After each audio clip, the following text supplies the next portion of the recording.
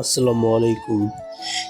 আজকে যাচ্ছি সাইকেল কিনতে। এর আগের ভিডিওতে আমি ফুডপান্ডায় যখন আবেদন করতে গেছিলাম তখন বলছিলাম যে সাইকেল লাগবে একটা আমার, মানে ফুডপান্ডায় কাজ করতে একটা সাইকেল লাগবে। তাই আজকে আমি আর আমার ফ্রেন্ড মিলে যাচ্ছি সাইকেল কিনতে।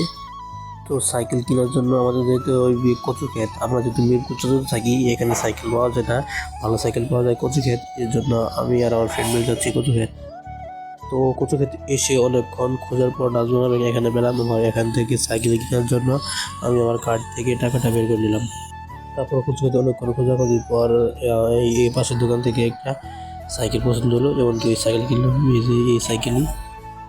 তারপর ওইখানে কিছুক্ষণ সাইকেল ট্রায়াল দিলাম, মানে চালিয়ে দেখলাম। তারপর সাইকেলে কিছু কাজ ছিল, বেল্ট সেল লাগানো ছিল, বেল্টের লাগালাম, লাগিয়ে এখন বাসার দিকে যাচ্ছি।